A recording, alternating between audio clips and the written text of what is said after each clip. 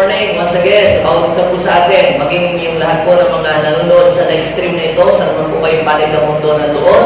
Welcome po kayo. We are so glad that you are watching today, this morning. Kaya ako po ay naniniwala na kayo po ay kayang abutin ng Diyos at mga kayo po nandoon ngayon sa inyong po mga bahay, sa inyong po mga opisina, o sa inyong po mga trabaho. God bless you po sa inyo. Kung kayo po ay first time lamang na nakapanood sa live stream na ito, gusto niyo po pong mag-grow sa inyong pong pananampalataya sa ating pong Panginoon, you can visit my official YouTube channel. Pumunta lamang po kayo sa YouTube, then search niyo po ang aking pangalan, Cleo Rojas. Then manood po kayo ng mga videos, mag-subscribe po kayo, just hit the subscribe button and notification bell para ma-notify po kayo sa mga videos na aking ina-upload regularly. At kung gusto niyo naman po matulungan ang fundraising project ng Jesus the Anointed One Church, Dagupan City, don't skip the ads. Okay? Salamat po sa inyong lahat at sa inyong mayamang biyaya ng Diyos na buhay.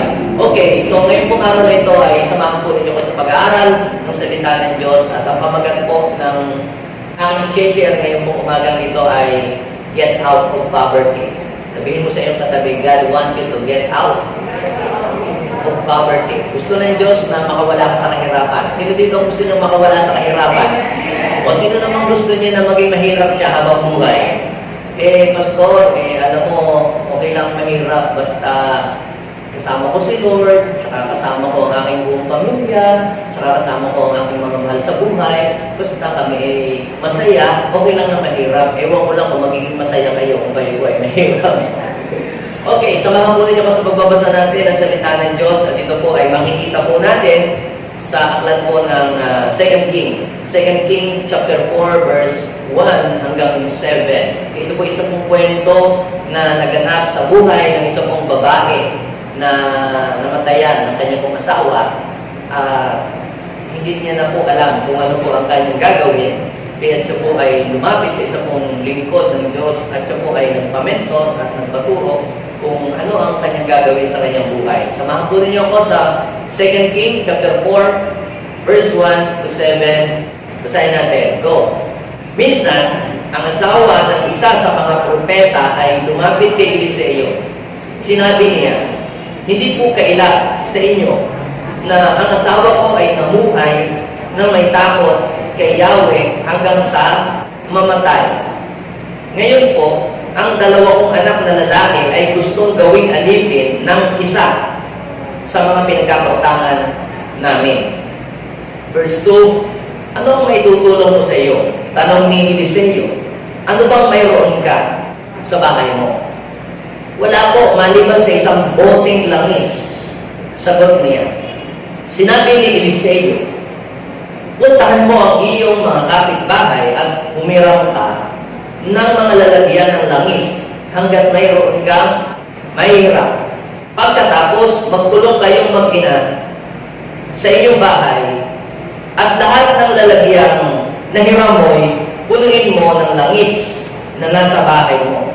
Itabi mo ang mga napuno na. Verse 5, umuwi nga ang babae at pagdating sa bahay ay nagkulong silang mag-iina at isa-isang pinunok ng langis ang mga lalagyan habang ang mga ito'y dinadala sa kanya ng kanyang mga anak.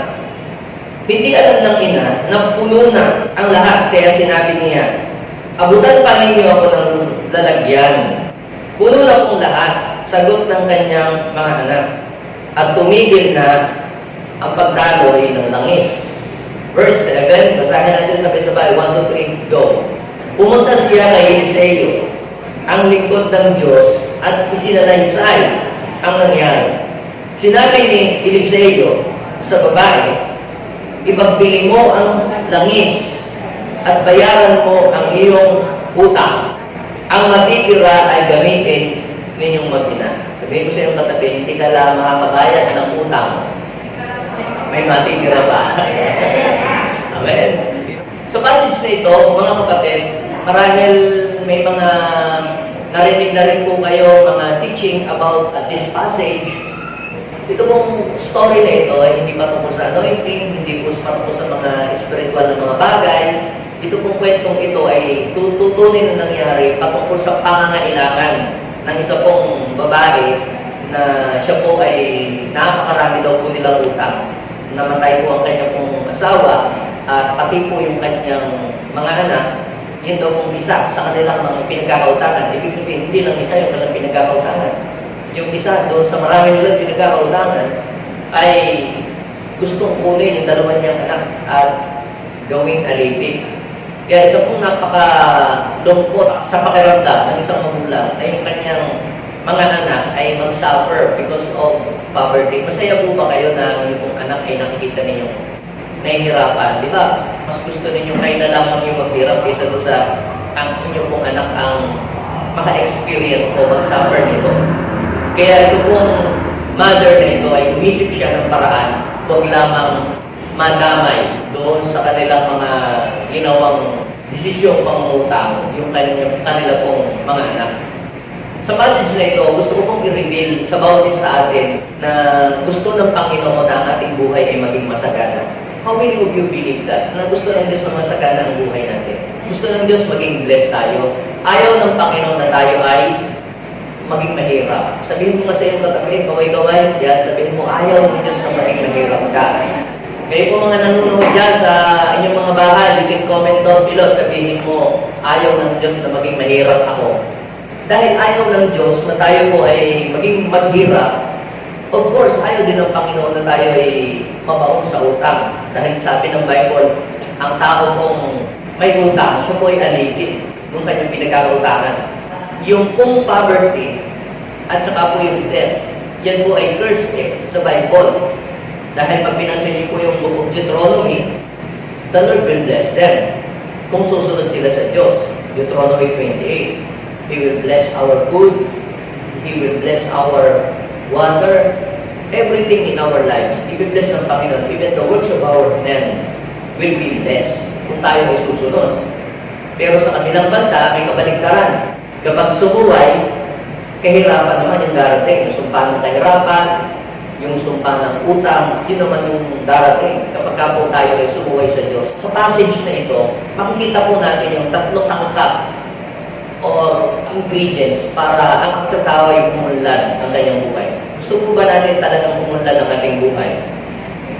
Yung pinakailangan i-desire natin. Sabi doon sa aming mga nabasa, hindi mo kasalanan na ikaw ay ipanganak na mahirap. Pero kung ikaw ay mamatay na ikaw ay mahirap ka pa rin, ikaw na ang may kasalanan doon. Sinabi ni Ned Lapis, nabasa ko din yan doon sa sinabi ni Warren Buffett. Nakita ko rin yan doon sa words na binigkas ni Bill Gates. Sinabi din yan ni John Maxwell. So, ibig sabihin, hindi lang pala isang tao ang nagsasabi. Kasi sinasabi nila, hindi mo kasalanan na ikaw ay ipanganak na mahirap. Dahil lahat naman tayo pinanganak na walang dala. Pero, yung nabuhay ka ng 50 taon, 70 taon, na walang-wala ka pa rin, there is something wrong in your life. Baka hindi mo minaximize yung ability, yung talent, or yung gifts na ibinigay sa iyo ng Panginoon. Meron pong tatlong mahalagang bagay na kailangan natin gawin. Kinakailangan tayo ay magkaroon ng desire. Sabihin natin desire. Dapat dinidesire mo sa buhay mo na kahit papaano umangat ka. Huwag lang kahit papaano, talagang umangat ka. Kasi sa totoo lang, mga kapatid, ang hirap mag-convince ng mga tao na dalahin mo sila sa pananampalataya sa Diyos, lalo sa panahon ito, kung ang kukumbinsihin mo ay mas maganda pa ang buhay kaysa sa iyo. Tama mali? Sasabihin mo, alam mo, ang Diyos ay nagpakala. Tapos titingnan ka mula paa hanggang ulo, parang hindi sila mapapaniwala na your God is a pleasure God. Kasi, lalo pa sila pong matatakot. Bakit? Dahil baka pagka ako'y naniwala sa iyo at sumama sa iyo, ako'y maghirap din kagaya mo. Ngayon, mga kapatid, ang Panginoon gusto ng Diyos na ang lahat ng mga sumusunod sa Kanya ay umangat ang buhay. Ibig sabihin mag-progress, maging masagana. Ang halimbawa dyan si Abraham. Ba, sabi ng Panginoon, kay Abraham, siya ipagpapalaki. Nung sumunod siya sa Diyos, ano po ang nangyari sa kanya? Siya ay sumagana, siya po ay yumaman. Kasi pagka tayo sumagana ang buhay natin, marami tayong magagawa kapag masagana ang buhay natin. Pero kapag tayo ay hirap sa buhay, ang dami nating hindi kayang magawa. Gusto mong tumulong sa iyong kapwa. Gusto mong i-reach out yung mga kamag-anak mo para madala mo sila sa Panginoon. Kaya kailangan para bumilib sila bigyan mo sila ng ayuda para matawag mo sila na maigadar mo sila. Kung hirap ka sa buhay, ikaw pa yung nangungutang at nanghihingi lagi sa kanila, lagi pag may kailangan ka, ikaw itatakbo sa kanila. Ang hirap po kaya na mag-witness sa mga taong ganoon. So ano ang kinakailangan mong gawin? I-desire mo na huwag kang manatiling hanggang buntot. Sabihin mo sa iyong katabi, i-desire mo huwag kang manatiling hanggang buntot. Hindi masama ang magsimulang buntot, pero masama po yung manatiling buntot ka na lang habang panahon. Ano po ang pangalawa? We need a mentor. Kailangan natin ang mga taong mayroong karanasan sa buhay, hindi lang naman yung perfect Hindi naman yung hindi nagkakamali. Hindi yun. Yung mga taong nagkamali na napagwagay na nila yung failure at natuto sila doon sa failure nila. Yun ang magandang mentor, hindi yung perfect. Magandang piliing mentor, yung nakasurvive siya sa kahirapan, yung natuto siya sa buhay, sa kabila ng kanyang mga pagkakamali sa buhay. Yan ang magandang mentor. Yung ating parents, pwede sila maging mentor. Mga kakilala, mga successful na buhay, pwede tayong magpa-mentor sa kanila. Yung umanap ka ng mga taong mas angat ang buhay sa iyo at doon ka mag-ask ng advice. Minsan, napaka-hirap ang lumapit sa mga taong mas angat ang buhay kaysa atin dahil tayo nahihiya. Yun po ay pride. Minsan ayaw natin mag-ask ng mga advice doon sa mga taong gano'n kasi nahihiya tayo or ang sabihin nila baka ibig sabihin wala akong alam sa buhay. Dapat po natin tanggapin sa ating sarili na hindi tayo expert sa lahat ng bagay. I am not expert in everything. Kinakailangan natin ng mayroong magtuturo, maggagayin sa atin para umayos ang ating buhay. Pag kayo po ay nagsuri ng mga matatagumpay ng mga tao sa buong mundo, mga taong masasagana ang kanilang buhay at successful sa kanilang career, hindi po nawawala doon yung desire. Pangalawa, yung nagme-mentor sa kanila. Kailangan may nagme-mentor. At ang pangatlo, na makakatulong para mag-progress ang ating buhay, we need to take action. Sabihin natin, take action. Dapat meron po tayong ginagawa. Hindi lang po tayo mumamawa. Hindi lang po tayo nangangarap. Sabihin mo siya katabi, hindi lang tayo dapat basta hanggang pangarap. Hindi, nag-pray na ako kay God, idadating. Tama naman yung nag-pray tayo. Yung prayer, yun ay starting point ng pag-angat sa buhay. Kasi bibigyan ka ng Lord ng direction, bibigyan ka ng revelation. Ngayon, kapag ka nakakuha ka ng revelation during your prayer time, during your quiet time and devotion, what's next? So, kailangan mo, you must be ready to execute kung ano yung mensahe na ipapagawa sa iyo ni Lord. Naalala ko, meron kaming dinalaw na kapatiran. Babahay-bahay po kami. At isa po kapatiran na kinumusta namin, kumusta na kayo? Paano ang inyong kinabubuhay? Alam niyo, sabi niya, isa po mismo po ang nag-testify, magpapasalamat kami kay Lord, napakabuti ni God. Ano po ginawa na? Para daw mayroong nagbulong sa kanya. Na siya daw ay mamili ng mga grocery sa palengke.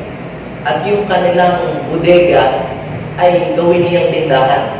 Alam niyo, naglagay siya nga ng mga sari-sari store. Kaya kahit lockdown, wala silang income, ay meron silang kinakain because of that store. So, sa palagay niyo, sino kayang nagbulong noon? Sa palagay niyo, demonyo kaya ang nagbulong noon sa kanya? Hindi niya pakilala ang tinig ng Diyos. Pero alam ko pong si Lord ang nag-impress sa kanya ng ganito pong mga pananalita para yun ay ma-execute niya. Pero kahit paanong bulong o sigaw o kulog at kidlat ang marinig ko sa Diyos, if you are not willing to take action, nothing will happen to you. And the Lord will not give to you another revelation if you are not faithful to the first revelation. Lord, give me a word. Lord, give me a word. Lord, give me a word. Ang notebook mo, isang dipa na ang kapal. Pero wala ka pang ginagawa. Ang dami ng mga command ni Lord doon. Pero hanggang ngayon, bakit wala pa rin nangyayari sa iyong buhay?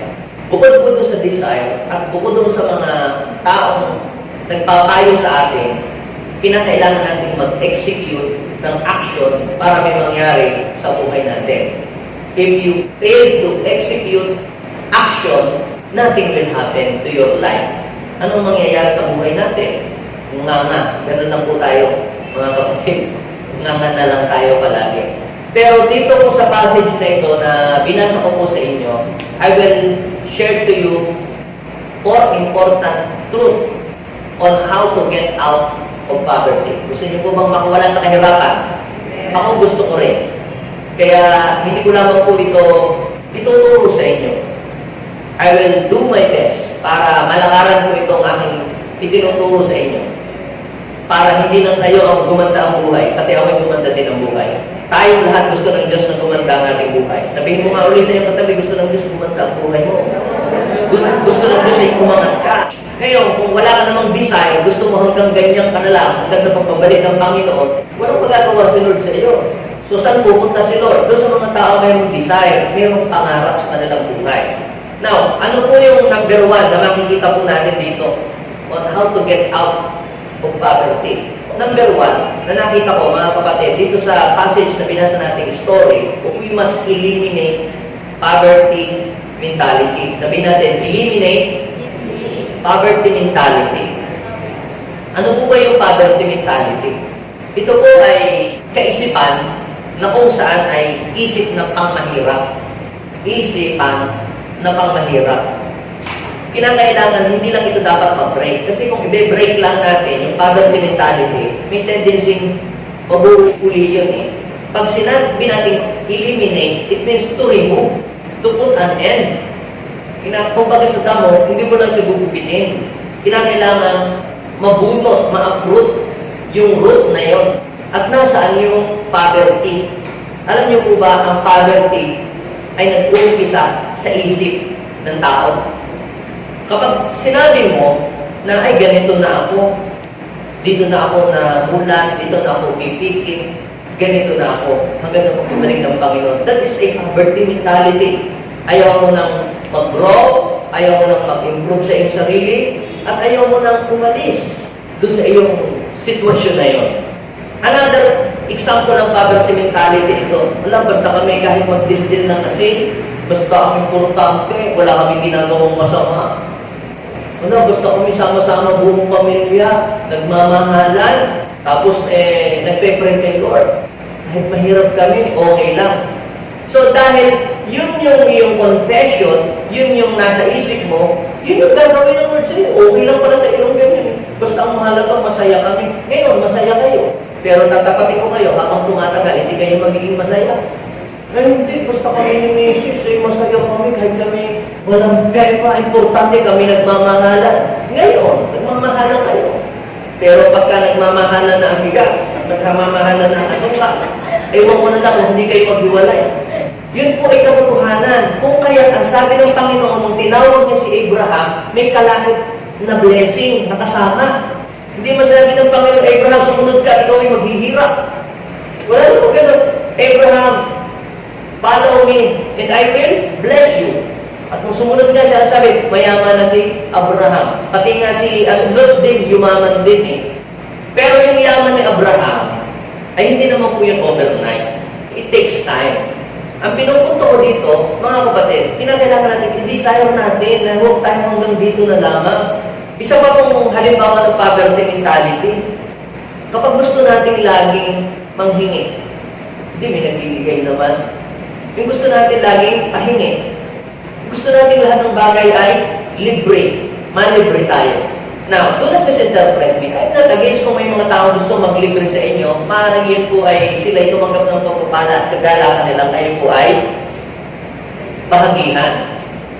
Pero ang goal lang yung may experience ko. Kung kayo po ay na-bless sa pamamagitan po ng paglilibre, yun po ay kumbaga sa blessing, imumo na lang yung inyong natanggap. Hindi kayo tumanggap ng buong pagpapala. Yung ayuda, yung mayroong nagbigay sa inyo na may dumaang grocery dyan, hindi naman yung forever na laging nangyayari yun eh. Kinakailangan mawala sa ating isip yung laging tayo ay malibre. Kinakailangan mabago yung isip natin ng Lord, hindi na yung ako yung laging binibigyan. Dapat ako naman ang magbigay someday. Kung Kung ang inyo pong gusto ay yung gusto na lamang yung kayo po ay bigyan ng bigyan, hanggang doon na lamang po kayo. Pero kung tayo pong lahat ay mangangarap na someday, Lord, darating ang araw, ako naman ang mga tutulong, ako naman ang magbibigay, ako naman ang maglilibre, ako naman ang magpapakain, Lord, ako naman ang tutulong, ako naman ang magbibigay ng grocery. Masarap yan, di ba? Mas masarap ang tumatanggap kaysa binibigyan. Tama? Amen daw. Mas masarap ang nagbibigay kaysa tumatanggap. Dahil the more na ikaw ay nagbibigay, the more na si Lord ay nagbubukas ng pintuan ng kalangitan para lalo kang may maibigay sa ibang mga tao at ma-bless. Ngayon, magagawa mo lang yun kung ikaw ay nakatanggap ng pagpapala. Saan nag-uumpisa? Ang pag-angat. Sabi ng isang writer na nabasa ko, disclaimer lamang, hindi ito sa akin galing. Pinabasa kong libro ni Chinkitan. Sabi niya, ang pagyaman ng tao ay hindi nag-uumpisa kung magkano ang laman ng kanyang bulsa. Ang pagyaman ng tao ay nag-uumpisa kung anong laman ng kanyang isip. Now, kapag sinabi po natin poor, it does not mean na dapat ay wala kang pera. Kung ang basihan natin ng pagiging poor ay may pera at walang pera, you will be deceived. Ay, poor yung tao yan, wala palang kotse yan. Nagre-renta lang pala yan eh. Poor pala yan. Ay, ang kanyang cellphone, may phone lang. Ako, iPhone. Mas mayaman ako sa kanya. Sino may sabi sa iyong pagka may phone, naka-may phone lang siya, eh, mahirap at pag-iPhone ay mayaman? Dapat mabura sa ating isip na hindi yun yung basihan ng pagiging rich, pagiging poor. Oh, ang kanyang mga damit ay hindi branded. Ako, branded, pati bag ko. May tatak na L, tsaka yung B. Lumang bag pala yun. Hindi po doon nasusukat. Ay, hindi Rolex o hindi Prado o Arelo. Ay, mahirap siya. Local. Kapatid, hindi po yun yung sukatan ng pagiging mayaman at pagiging mahirap. Maaaring ikaw nga ay may sasakyan, pero utang naman yung sasakyan mo. Siya nga ay walang sasakyan, pero meron siyang umiikot na negosyo para meron siyang ikabubuhay araw-araw. Kaya ang isang tao, hindi po sukatan yung wala siyang sasakyan, ay mahirap na agad. Kung pwede yung isang tao ay maraming pera, pero ang kanyang kaisipan ay poor. Kapag ka ikaw ay nakatanggap ng halimbawa, blessing o ayuda, tapos biglang tatakbo ka doon sa mall at nagpariban ka agad, that is poverty mentality. Poverty mentality, nakatanggap ka ng ayuda, tapos tatakbo ka doon sa salon, tapos nagpariban ka agad, inubos mo lang sa pagpapasalon, yung iyong tinanggap na ayuda. Marami kang natanggap nga na ayuda, pero ginamit mo lamang sa hindi importanteng bagay. Pero kung nakatanggap ka ng ayuda, ang ginawa mo, pumunta ka sa palengke, namili ka ng saging, tsaka mantika, tsaka asukal, tsaka wrapper, binalot mo. That is rich mindset. Tayo kasi, pagka tayo nakatanggap ng mga pera, ang isip agad natin, paano ito gagastusin? That is poverty mentality. Pero kung nakatanggap ka ng pera at iniisip mo palagi, ay paano ito papadamihin? That is rich mentality. Paano i-multiply? Alin ang biblical sa dalawa? Yung kung padamihin mo kung ano yung nasa sa iyo na meron ka ngayon. Dito sa passage na binasa natin, mga kapatid, meron po isang babae sa 2 Kings chapter 4 verse 1. Siya po ay pumunta kay Prophet Eliseo. Dahil meron po siyang matinding problema. Ano po ang matinding problema? Namatay po yung kanyang asawa. Yung kanya naman pong asawa mabait naman. Madasali naman, malapit naman kay God. Pero meron siyang pagkukulang sa buhay. Nakalimutan niya na meron pala siyang pamilya. Kung mawala man siya dito sa mundong ito, hindi may iwang luhaan yung kanyang mag-iina. Ito pong mamang ito na namatay, hindi niya nakita yung mga bagay na mangyayari sa hinaharap o posibleng mangyayari sa hinaharap. Kaya pagka tayo ay puro lang ang pagkasalukuyan, ang ating mong iniisip lagi, that is poverty mentality. Parang one day millionaire, di ba? Si Abraham ba ay propeta? Amen o no amen? Abraham is a prophet. Yung bang asawa ng babae yung propeta din? Propeta din. So Abraham is a prophet. Itong asawa ng babae ito na namatay, prophet. Anong pagkakaiba ng dalawa? Si Abraham, pag binasa ang kanyang kwento, nung mamatay si Abraham, may ipinasa. Itong prophet din, malapit din kay God, nung mamatay, may ipinasa din. Ano pinasa? Utang. Ikaw, kukuhanin yung dalawang anak, tapos gagawin alipin. Kung mawawala ka dito sa mundo, anong gusto mong ipasa sa iyong next generation, to the next generation sa iyong mga anak?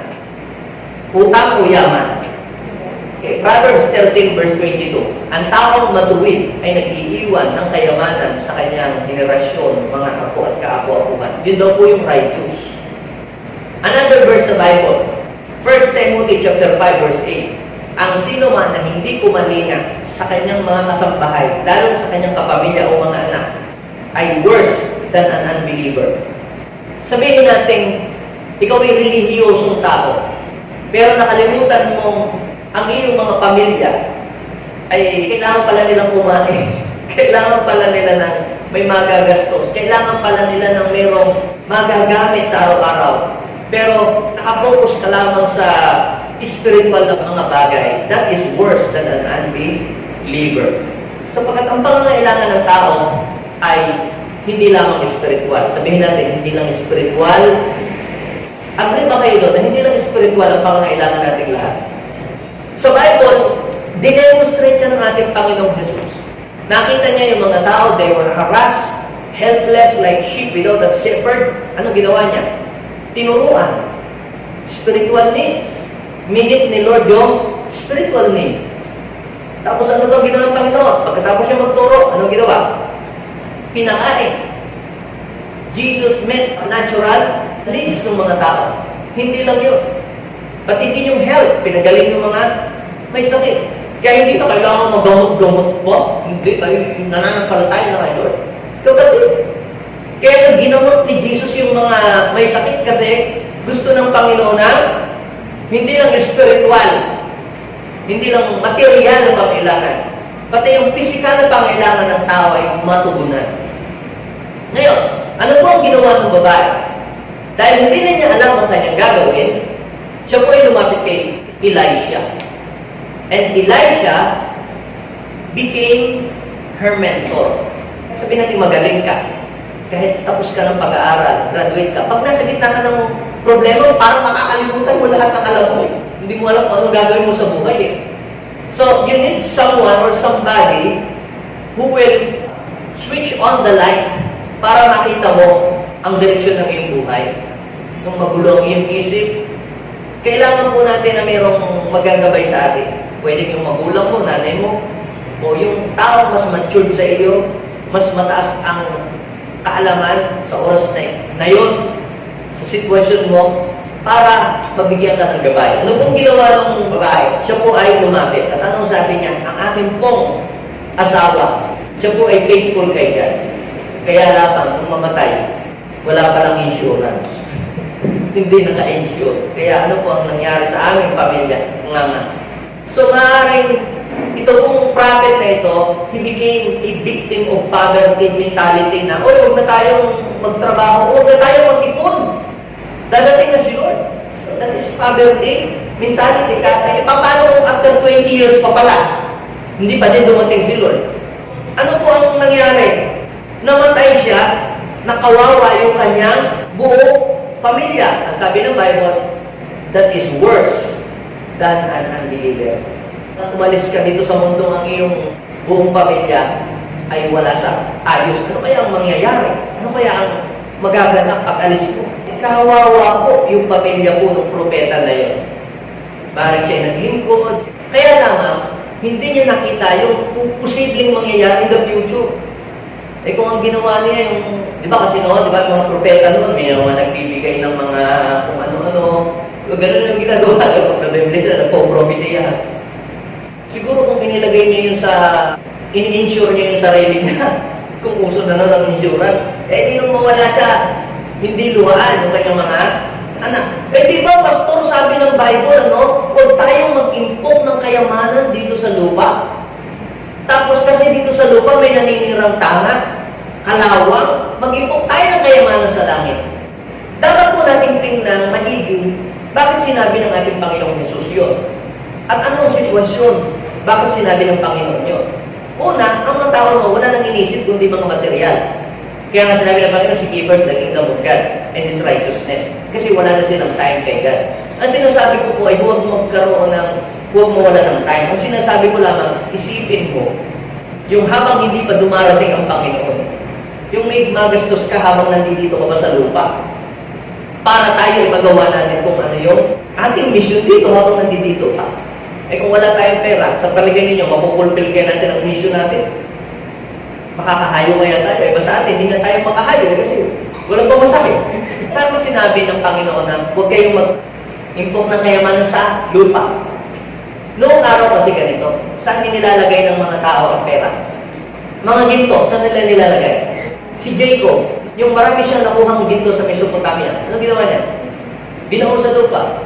Si Achan, nung makakuha siya ng ginto, ano ginawa niya? Binaon sa lupa. Yung servant, nung makatanggap siya ng pera, di ba, may binigyan ng 5, may binigyan 2, may binigyan ng 1. Saan nilagay nung binigyan ng 1? Yung binigay sa kanyang talent, binaon sa lupa. Kung kayo po ay may mga coins, tapos, yung mga coins ninyo, alam ba, mga 5 piso, 10 piso, meron kayong lupa, tapos humukay kayo, at ilagay nyo sa lupa, after 1 month, what will happen sa mga coins na yun? Kakalawangin lang yun. Tama, mali. Kaya sabi ng Bible, huwag kayong maglagay ng pera sa ilalim ng lupa. Kaya ang tawag ko sa pera ay hindi pera, kundi currency. Sabihin natin, currency. Current, it means flowing. Diba nagalit ang Panginoon nung ibinaon niya sa lupa? Kasi hindi binigay ko yun sa iyo, hindi para ibaon sa lupa. Para hindi mag-circulate, para dumami siya ng dumami. Kaya huwag mong ibaon sa lupa, ilagay mo sa bangko. Di ba sabi, hindi sana ilagay mo na lang sa bangko para at least mga anak yun, kahit paano, kahit maliit lang ang interest. So, ibig sabihin, gusto talaga ng Panginoon mag-circulate yung blessing, mag-multiply yung blessing na meron tayo na ibinigay sa atin ng Panginoon. Kaya, sabi ng Bible, mapalad ang alipin na gumagawa ng kanyang tungkulin sa pagdating ng kanyang Panginoon. Ibig sabihin, nag-work ka, o nagbi-business ka, o nagtatrabaho ka, na madatnang ka ng Panginoon na ginagawa mo yung kung ano yung iyong mission. Kaya ano ang sabi ng Lord doon sa binigyan ng isang talento na itinago pa? Pinagalitan siya. At sinabihan pa siya, tamad, sabi ng Panginoon.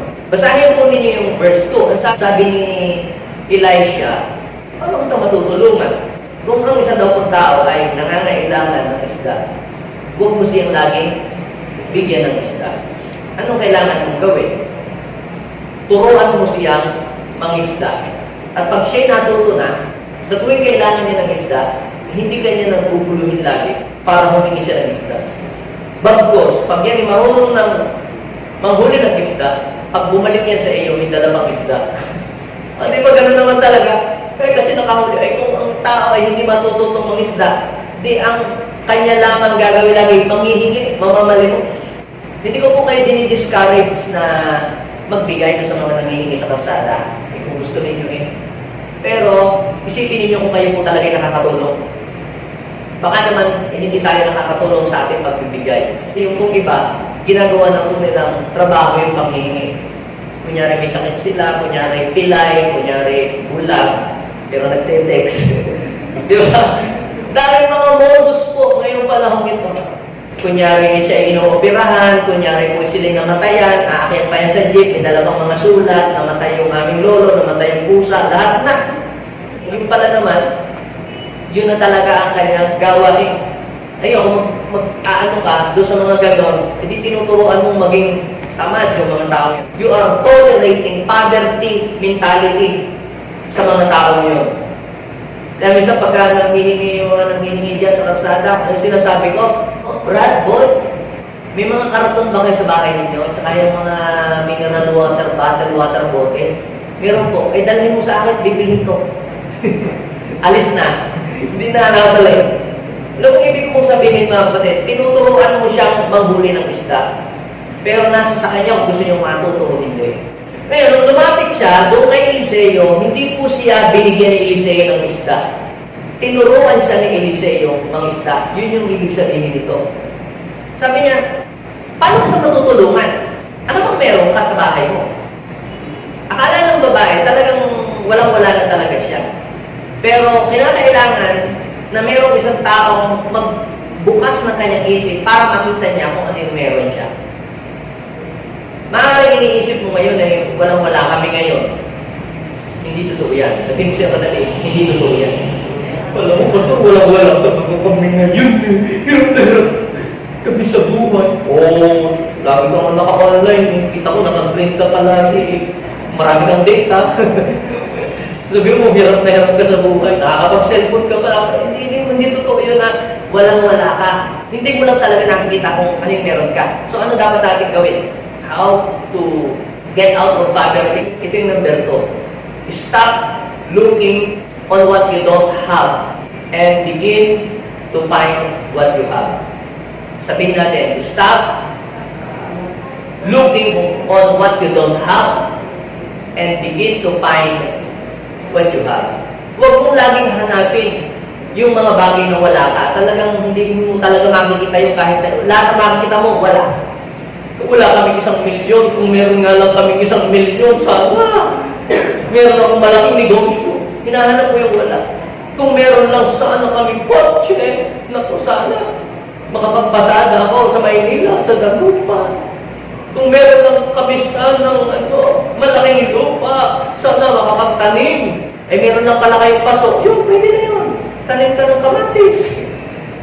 Start looking on what you don't have and begin to find what you have. Yan po ang makikita natin dito. Ano bang meron ka? Biglang napatigil yung babae. Ano bang meron kami? Ano sabi ng babae? Doon sa verse 2. Wala po kundi meron lamang kami isang boteng langis sa bahay. O di meron ka pa, hindi ka talaga walang-wala. Iba paano lang, pastor, wala nang ako karera, motor lang, meron ako. Alam mo, sa totoo lang, idea lang ang wala ka. Kinakailangan mo nang mag-mentor sa iyo para magbubukas ng idea sa iyo. Ba, ay uso kaya ngayon yung ingat ka lang sa mga prank ha, mga prank. Marami ngayon ayaw na pumunta sa palengke, natatakot.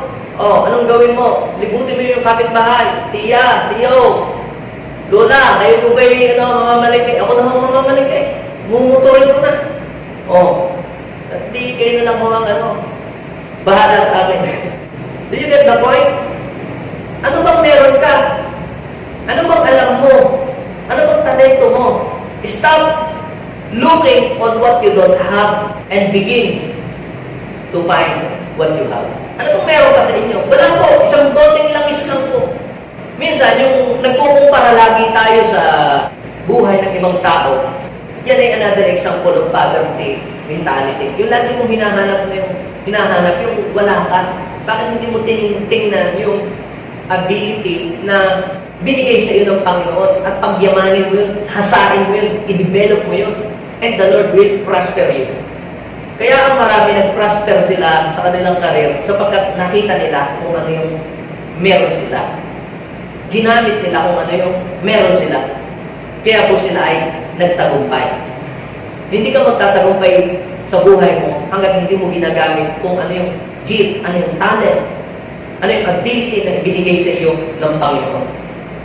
Kung paulit-ulit at paulit-ulit mong ikukumparahin yung sarili at titingnan yung meron ng iba na wala ka, hanggang diyan ka na lang. Hindi ka aangat ang buhay. Ang kailangan mong gawin ay tingnan ano ba yung binigay sa iyo ng Panginoon, kakayahan. Ano ba yung ability? Ano ba yung talent? O ano ba yung meron ka? At doon ka mag-umpisa. Sabihin mo sa iyo katabi, tingnan mo yung kung ano yung meron ka, kung ano yung meron kayo, at doon ka mag-umpisa. Sabi, wala ko, isang boteng langis lang. Ano sabi po doon sa another verse, sa verse 3, o ganito ang gawin mo. Sister, manghiram ka ng mga bote sa iyong mga kapitbahay, sa iyong mga kamag-anak. Hanggang may mahihiram ka, manghiram ka. Minsan, tayo po, gusto agad natin mag-umpisa sa mga malalaking bagay. Pero tinuturo ng Biblia sa atin na mag-umpisa tayo sa kung ano yung meron tayo. At huwag mong gawin yung isang bagay na hindi mo pa kaya sa oras na iyo. Gusto mo maging vlogger? Eh, dapat meron ako pastor DSL camera, yung maganda ang lens. Hindi mo naman kailangan bumili agad ng mga haling camera para lang makapag-vlog ka. Tingnan mo ano meron ka. Eh, ito lamang pong Android. Yan, okay na yan. Magsalita ka lang magsalita dyan. O kaya mag-makeup ka sa harap ng camera. Tapos yan, iba-ibahin mo ang mukha mo. Yun. Mamaya-maya, kikita na yung video mo. Ano ba meron ka? Marunong ka palang mag-makeup. O di mag-makeup tutorial ka. Marunong ka palang mag-English. Di magturo ka ng English doon sa YouTube. Dapat natin makita kung ano yung meron tayo. Pero, kung walang magpapabukas ng ilaw para makita natin, hindi natin yung makikita. Patuloy natin hahanapin yung meron. Buti ba siya, buti ba siya, buti ba siya. Alam mo, Pastor, kailangan ko ng mga stainless na kaldero at saka mga kawan. Marunong lang magluto, pero kung meron nga lang akong malaking puhunan. Anong gawin mo? Mangharap ka na lang muna doon sa yung lola. Inaaging na doon sa cabinet. Di, hiramin mo muna. Doon ka muna mag-umpisa. Huwag ka agad bumili ng brand new na kaserola tapos hanggang umpisa ka din lang naman. Hindi mo naman din itutuloy. Di manghiram ka muna. Tingnan mo kung tatagal ka ng isang buwan, 2 buwan, 3 buwan. Then kung sa tingin mo ay okay pala, di tsaka ka bumili. Pero kung nagsisimula ka pala at pwede ka namang may mahihiram ka naman, di manghiram ka. Di ba sabi ng Bible, hiramin mo. Kung may mahiram, kung may papahiram.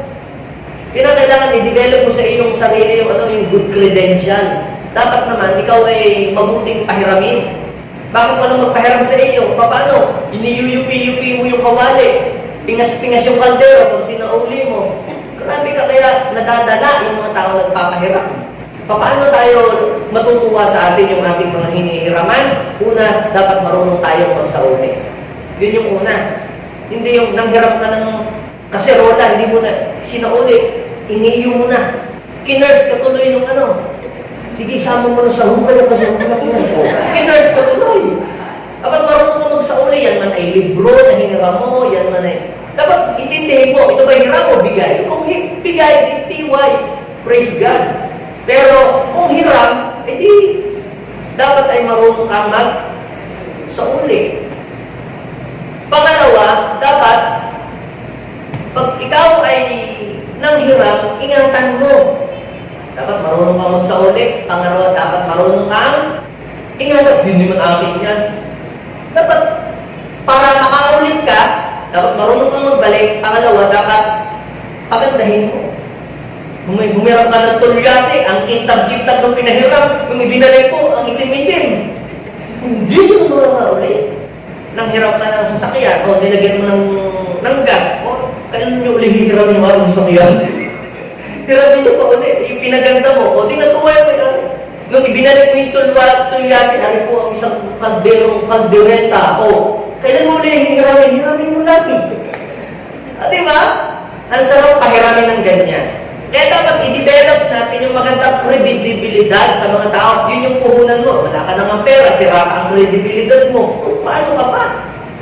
Yun po yung sikreto para tayo mapahiram. Mag-start ka muna doon sa kung ano yung meron ka. Pagtsagaan mo muna yun. Ito pong pangatlo, mga kapatid. Sabi niya, magpulong kayo mag-iina. Saan? Sa loob ng iyong bahay at mula doon sa lalagyan na isang boteng langis, isalin ninyo ng isalin mag-ina sa loob ng inyong bahay. Kita niyo yung palang work from home. Si Elisha palang nagpauso niya. Di ba sabi, punta kayo sa bahay mo, di work from home. Hindi mo naman kailangan magrenta ng mamahaling kung wala ka pa talagang kakayahan.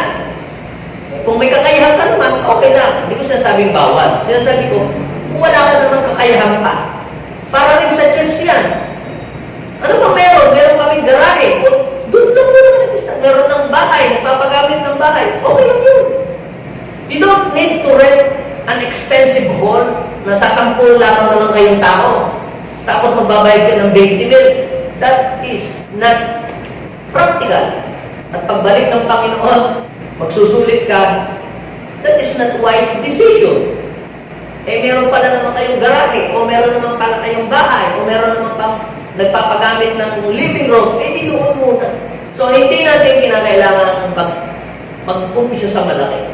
Mag-umpisa ka muna sa mababa, sa maliit. Kita ninyo, sabi, manghiram ka muna at magkulong kayong mag-ina. sarado mong pinto, ang bintana. Ito po yung pangatlo, mga kapatid. Concentrate on your niche. Hindi tuhod ha, niche. Hindi ko alam basa dyan, niche. Niche. Ano ba yung niche? Ito yung specialty. Ito yung kung saan ka magaling. Dalawang bagay po yan eh, yung passionate ka at saka magaling ka. Hindi, aasenso ka kung yan ang iyong passion. Hindi po lagi totoo yun. Pwedeng passionate ka sa isang bagay pero hindi ka naman magaling. Halimbawa, kumanta, passionate kang kumanta pero hindi ka naman magaling. Passionate ka lang. Dapat, tingnan mo kayo saan ka ba magaling at doon ka mag-concentrate. Kasi sa panahon ito, ang daming opportunity. Lahat na ng business yata sa online, ini-offer na. Lahat na yata ng pwedeng pagkakitaan, ini-offer na. Pero, you must find and identify what is your niche. Kasi pag hindi mo nakita yon, you will be in trouble. Mapapagod ka lang, mahihirapan ka lamang. Saan ka ba sanay? Saan ka ba bihasa? Saan ka ba magaling? At mag-concentrate ka doon. Pastor, alam mo, magaling ako mag-upit. Maganda yan. Pastor, magaling din ako mag-manicure, pedicure. Maganda yan. Magaling din ako mag-mekaniko. Maganda rin yan. At higit sa lahat, masarap ako, Pastor, magluto. Maganda lahat yan. Kaya nga, Pastor, lahat yun gagawin ko eh. Mahirap po yan, mga kapatid. Baka mamaya nagluluto ka, yung mga bumok ng iyong ginupitan, nandoon sa ano. Mag-concentrate ka lamang kung saan ka magaling talaga. Kung magaling ka magluto, doon ka lahat ng klase ng luto. Gawin mo na. Kung ikaw naman sa passion, di lahat ng klase ng gupit, gawin mo na. Mag-concentrate ka. So, you must concentrate on your niche, on your specialty. Mag-focus ka lamang sa isa. At pagbutihin mo ngayong sarili doon. Yung sabi ng Bible, magsarado kayong mag-ina. Huwag kang ma-defocus. Focus on one thing. Sabi po ni Paul, doon po sa Philippians chapter 3, verse 13, one thing I know. Saan ka masaya at saan ka magaling. Yun ang iyong niche. Kaya pansinin yung nanggagaya lang kayo ng negosyo sa kapitbahay, bakit hindi kayo umarangkada at hindi maging successful? Kasi hindi yung niche mo. Nanggaya ka lang. Nagtayo ka ng restaurant. Hindi naman pala yun ang niche mo. Ang niche mo pala, hindi yung mag-business, kundi kumain lang ng kumain. Kung makapagtayo kayo ng restaurant, hindi pala dahil ikaw ay hip magluto. Mahilig ka lang talagang kumain. So dapat tingnan mo ang iyong niche, mga kapatid. At yun ang iyong gawin. Doon ka mag-concentrate. Hindi mo kinakailangan kumopya ng mga ibang mga tao. Sapagkat every person is unique. Mag-concentrate kayo. At itong makikita natin, kung gusto natin makawala sa kahirapan, mga anak, dapat ay tumulong. Sino dito ang mga anak? Tumulong sa magulang. Ano ang ginawa ng mga dalawang anak? Humilata, nagdota at saka nag-class plan. Tumulong po doon sa kanilang home business. Ano ba ang kanilang business? Di nag-retail sila ng mantika. Nag-retail sila ng mantika. Ang ginawa nila wala tayong magagawa. Ito lang ang alam namin, mag-retail ng mantika. Di nag-retail sila ng mantika. Sinali-sali doon sa mga bote. Kaya yan ho, si Elisha, ang tao na nagpauso ng retail ng mantika. Siya rin ang tao na nagpauso ng work from home. At siya rin ang tao na nagpauso ng pagre-retail ng mantika. Yun talaga yun. Wala nang iba pang explanation doon. Hindi na natin kailangan. Yung mantika, yung oil, yung Holy Spirit. Holy Spirit ba yun? Nakalagay ka, mantika nga eh. Nakalagay pa sa bote. Yung kung sabihin, Holy Spirit yun. Hindi, Pastor, di ba Holy Spirit oil? Oo nga, simbolo lang yun. Pero yung sabi ni Elisha, na mula sa bote, isanin sa yung bote ng langis, ilagay doon sa boteng walang laman, literal ho yun. Kaya meron ka ng idea, bibigan. Magre-retail ako ng mantika. Alamin mo, yung bang yung niche, yun lang ang meron sila eh. Kinakailangan tumulong ang mga anak sa magulang. Kung gusto nyo umangat ang buhay. Tumulong yung mga anak ng babae sa kanyang ina. Akala nung ina, di ba sa verse 6, akala nung ina, meron pa, hindi alam na, wala na palang lalagyan. Sabi niya, abutan pa ninyo ko. Ano sabi po ng Bible? Hindi alam ng babae na lahat ng sisidlan na kanilang nahiram ay puno na pala. Tapos sabi ng dalawang anak, Mami, Puno na pong lahat eh. At ang pagkasabing puno na, and the flowing of oil stop. Ano po ang mensahe na gustong iparating sa atin ng Panginoon sa eksenang iyon? Ito, God will not give you a blessing beyond you can handle. God will not give you blessings beyond you can handle. Hindi ka bibigyan ng Panginoon ng blessing na hindi mo kayang i-handle dahil pag binigyan ka ng blessing na lampas doon sa iyong kakayahan ay hindi mo kaya yung mai-manage. Sayang lang. Kaya pagka ikaw binigyan ng Diyos ng kayamanan na hindi mo i-handle, nakakahiyang humingi, di ba? Kaya sasabihin mo, Lord, kung ano lamang po yung kaya ko, yun lamang po ang inyong pong ibigay. Kaya nga sabi, pag mapagkatiwalaan sa maliit na bagay, pagtitiwalaan ng Diyos sa malaki. Now, bakit tumigil na ang tulo ng langis? Nauubusan ba si Lord, Pastor, ng blessing na ibibigay sa atin? Nauubusan ba si Lord o hindi nauubusan? Hindi nauubusan si Lord. Eh, bakit tumigil? Kasi wala nang sisidlan. Tumigil ang tulo ng langis, hindi dahil wala nang langis, kundi dahil wala nang lalagyan. So, ano kailangan natin gawin? Ngayon, nalaman natin that God will not give us a blessing beyond we can handle. Ano ngayon ang dapat natin gawin?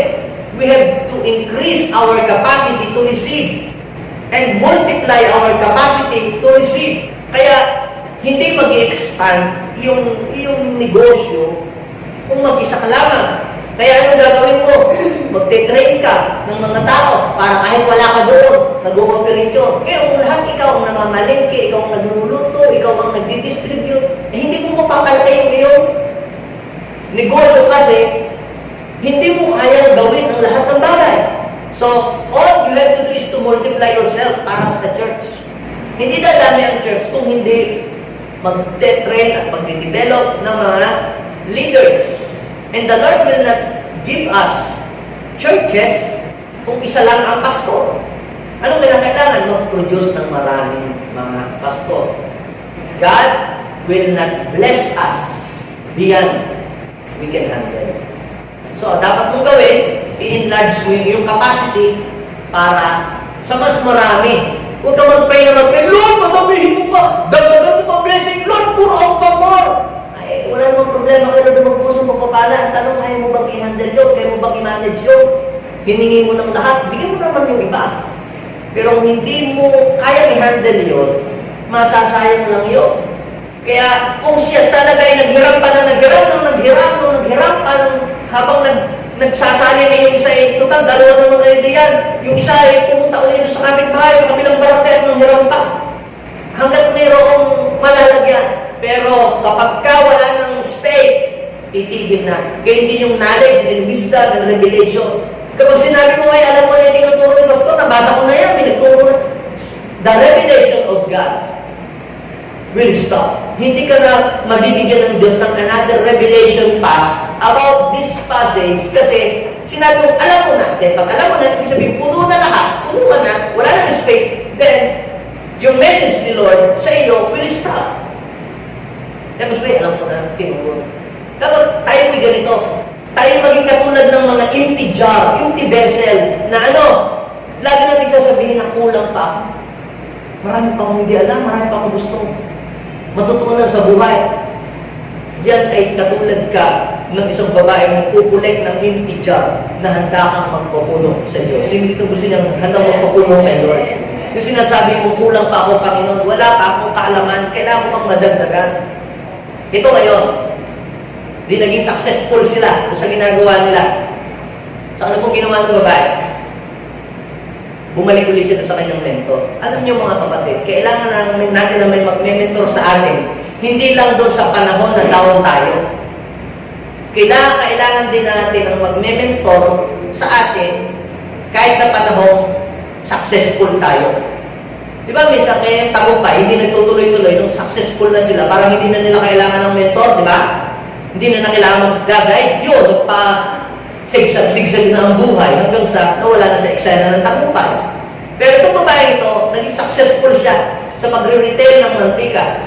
Ito na po, nagawa ko na, sir. Ang dami-daming mantika. Ang dami-daming oil. Anong gagawin ko dito? Kita ninyo? Hindi niyo pala alam ang kanyang gagawin doon sa mantika. Kaya sa totoo pag hindi natin alam lahat ng bagay, alam natin. Marami pa rin tayong hindi alam. Pagdating sa pagre-retail ng mantika, talang kabisado niya kung anong sukat, ang dami alam niya. Kaya lang, hanggang doon lang yung alam niya. Kailangan uli niya mag-mentor para madagdagan uli ng panibagong kaalaman uli na hindi pa niya alam. How to get out of poverty. Ano po yung number 1? Eliminate poverty mentality or poverty mindset.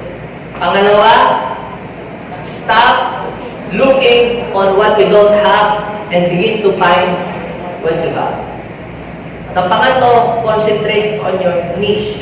Ito yung niche, yung specialty mo. Ang pang-apat, if you want to get out of poverty, turn your product into profit. Verse 7. Ano sabi ng verse 7? Pumunta siya kay Eliseo. Tapos, ano ang product ng babae? Mga oil na nasa bote. Ano ang ginawa? Siya, ibenta mo yan online. Wala sabi. Diba sabi, ibenta mo. So, ano kailangan? Kinakailangan mo mag-engage sa business. Kinakailangan mo mag-engage sa market. Paano na-solve yung financial problem ng babae? Sabi ba ni Elisha, Sister, mag-pray tayo, fasting tayo. Mag-overnight prayer meeting tayo. Hindi yun eh. Anong ginawa niya? Nag-mentor. Tinuruan. Tapos, eto na ngayon. Ready na yung product. Ano sabi po ni Eliseo ito sa babae? Ang gawin mo, sister, ibenta mo yung mga mantikang yan. Ibenta mo yung mga oil na yan. At yung pinagbentahan, ayan o, bayad mo sa utang mo. Yun eh, kung talagang ikaw ay desidido na makabayad, unahin mo yung iyong utang. Bago ang lahat. Bago ang pamamasyal. Di ba sabi, bayaran mo ang utang. Hindi mo sinabi, mamasyal kayo and then yung matitira, ibayad mo sa utang. Hindi ganun eh. Kahit tayo kumita ng malaki at hindi mo uunahin bayaran ang iyong utang, hindi ka makakabayad kahit kailan. Tumanggap ka na ng milyon, trilyon, hindi ka pa rin makakabayad kung hindi mo talaga intensyon na makabayad. Prioritize your debt para makawala ka. Ang tunay na mayaman, kapatid, hindi yung maraming sasakyan, maraming bahay. Ang tunay na mayaman yung walang utang. Ninyo. Masarap na tulog. Kahit wala kang kotse, masarap na tulog. Amen? Kasi wala kang utang. Noon, marami kang kotse. Ang dami mong babayaran, hulugan, buyay na. Yan ng kotse, yan ang maglakad. At least ikaw ipayapa. Yun, rich ka. Rich ka sa kapayapaan. Unahin daw kung bayaran ng utang. 2 Kings chapter 4 verse 7. Bayaran mo yung utang ninyo. At yung matitira, sabihin mo siya, huwag kang matakot bayaran nyo kasi may matitira pa. Yun nga po ang ginawa ng babae. Kaya yung babae, nakawala sa kahirapan. Nakalaya sa utang. Sabihin mo siya, matabi, kasunod na tayo. Gusto dito gusto makalaya sa kahirapan. Sabihin, gusto nila na makalaya ka. Kinakailangan natin ito, sa panahon ito, mga kapatid. Poverty is just in your mind. Pero ang blessing, ipinur out na sa atin ng Diyos. Sabihin natin, gusto ni Lord na tayo ay sumagana ang buhay. Sino po din ang naniniwala na gusto ni Lord na sumagana ang kanyang buhay? Yan, tayo pong lahat ay tumindig sa oras na ito at hilingin natin ang pagkilos at paggabay ng Panginoon. Ano man yung lesson, ano man yung learning na ipinagkaloob sa iyong Panginoon ngayong umagang ito. Hilingin natin kay Lord na hindi lang natin ito maisulat. Hilingin natin sa Panginoon na bigyan tayo ng kakayahan to execute the message that we have received from Him. Alam niyo po mga kapatid, ang powerful message hindi yung lundag ng lundag ang nagsasalita o sigaw ng sigaw. Ang powerful message ay yung kapag katapos mong marinig, i-apply mo sa iyong buhay, may nangyari maganda sa iyo. That is powerful. Na bago ang sitwasyon ng buhay mo, that is powerful. Hilingin natin sa Panginoon, Lord, iaangat mo ang buhay namin. Lord, papagandahin mo ang buhay namin. Lord, makakawala kami sa gapos at talikalan ng kahirapan. And we will become a blessing to other people. God want you to become a blessing to other people. At bago mangyari yun, i-bless ka ng Panginoon. Ahanguin ka niya sa kahirapan so that you will become a blessing to other people. Sige, tayo po ay maging mapagpakumbaba sa Diyos. Ipadurog natin, ipa-wash out natin kay Lord yung pong mga poverty mindset na nasa sa atin. Hilingin natin na alisin niya ng Panginoon at punuin ang kayamanan ng ating isip. Kayamanan sa kapahayagan, kayamanan sa ideas. Yes, Lord, give us an idea. Lord, naniniwala kami, Panginoon, na bawat isa sa amin dito ay binigyan mo. Lord, sa panahon ng pandemic na ito, ang iyong mga anak, mali-discover nila kung ano yung meron sila. Lord, ipakita mo sa amin, sa aming mga mata, makita namin with an open eyes, yung mga gifts and abilities na ibinigay mo sa amin lahat. Lord, salamat sa iyong kabutihan. Bless the people of God. At bagyang mga nanonood sa live stream nito, pagpalain mo ang kanilang buhay. Pagpalain mo po sila. Supply all their needs according to your riches. Help them to find what they have.